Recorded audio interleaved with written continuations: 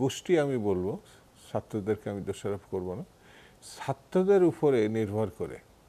একটু আগেও কোথায় যেন আমি শুনলাম যে এই উপদেষ্টা মণ্ডলী কারা এবং কিভাবে গঠন হলো। ডক্টর ইউনূসের ব্যাপারটা আমরা জানি, অন্যদের বিষয়টি অনেকে বলতে পারছে না, মানে কে কে কোনভাবে চলে আসলেন।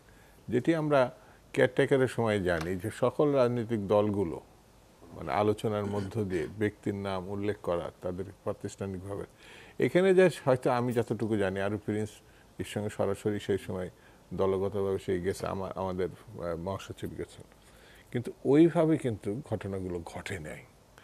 এখন যার পরিমাপ, অর্থাৎ রাজনৈতিক বিবেচনায় এই জিনিসগুলো আসে নাই, রাজনীতিতে দূরে দূরে ঘটনাগুলো তো রাজনৈতিক।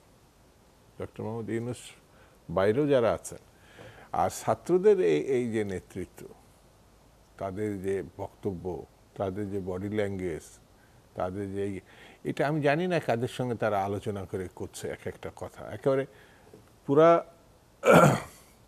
৭১কে কোনো কোনো ক্ষেত্রে কোনো কোনো শব্দে আমি তো শঙ্কিত হয়ে পড়েছি। মানে অত বড় আমাদের স্বাধীনতা যুদ্ধ সংগ্রাম, ওটার বাইরে গিয়ে একটা কিছু দাঁড় করানোর মতো একটা প্রবণতা আমার কাছে মনে হয়েছে যে ওই সময়ের পরাজিত শক্তিরাও এখানে খুব সক্রিয়। গণতন্ত্র লালন করার, গণতন্ত্রে উত্তরণ ঘটানো, এর মাধ্যমটা কি, যেটা 18 বছর আমরা পাই নাই। অর্থাৎ একটা মানে স্বাভাবিক নির্বাচন হবে, সব দল একমত, কিন্তু আমি কেন জানি ওই রাস্তায় হাঁটতে চাচ্ছি না। ওই জায়গাটায় আমাদের একটা দ্বিধাদ্বন্দ্ব, অস্পষ্টতা। মানে প্রধান উপদেষ্টা যে সময়টা বেঁধে দিয়েছেন সামনের বছরের মাঝামাঝি সর্বোচ্চ, সেটা কি খুব অস্পষ্ট আপনাদের কাছে? দিন বলতে অসুবিধা কি, মাস বলতে অসুবিধা কি? 1 বছর আগেও যদি আমি এটা না বলতে পারি, তাহলে আমি কিসের রাজনীতিবিদ, কিসের সরকার প্রধান? 1 মাস পরে কি হবে, 2 মাস পরে কি হবে, 3 মাস পরে কি হবে, এটি যদি না বলতে পারি, আমি ধোঁয়াটা আচ্ছন্নের মধ্যে রেখে দিই হতে পারে আর হওয়া, এটা পার্থক্য আছে। তো আমি শেষের দিকে নেব কেন? ক্যালকুলেশন করে তো আমি বলে দিতে পারি 31শে জানুয়ারি 2025-এ নির্বাচন অনুষ্ঠিত হইবে, বেতার ভাষণে বলতে পারে। তার মানে এই নয় যে সে দিনটা সরতে পারে না।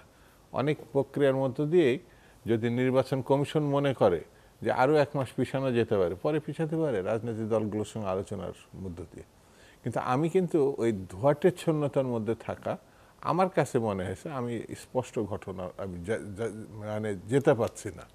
তো সেই জন্যে একটি রোডম্যাপ প্রতিটা রাজনৈতিক দল প্রত্যাশা করেছিল এবং দাবি করেছিল, সেটা কিন্তু আসে না। ওনাকে আমি ধন্যবাদ দিই, সেনাপ্রধান এই কথাটা প্রথম বলেছিলেন, তিনি বলতে পারেন না বলে অনেকে বলেছিলেন। ডক্টর আসিফ নজরুল একই কথা বলছেন, তিনি আবার তার অবস্থান থেকে সরে বলছিলেন প্রধান উপদেষ্টা বলবেন। আমার যতদূর মনে আছে শিক্ষা উপদেষ্টা ব্যক্তিগত পর্যায়ে বলেছেন, এই একই টাইম ফ্রেম বলছিলেন। তার কথা নিয়ে আবার অনেক বিতর্ক। তো উনি আবার বললেন এই বছরের মানে 25-এর শেষ 26-এর প্রথম, কিন্তু তার বোধহয় সম্ভবত পিএস বা সে আবার আর একটা মজার ঘটনা করে ফেলছে, প্রধান উপদেষ্টার পরে তিনি বলছেন জুনের দিকে হতে পারে। তো এটা তার তো বলার দরকার নাই, তিনি বলবেন কেন? শেষ কথা তো বলেই দিচ্ছেন প্রধান উপদেষ্টা। সেই জন্য আমার কাছে মনে হয় যে এক ধরনের অস্থিরতা আছে। আর আমার দল এবং আমি ব্যক্তিগতভাবে মনে করি দেশকে যত দ্রুত নির্বাচনে একটি নির্বাচিত নেতৃত্বের দিকে নিয়ে যাওয়ার চেষ্টা বা উদ্যোগ নেওয়া হবে, সংকট কমে আসবে। নিশ্চয়ই।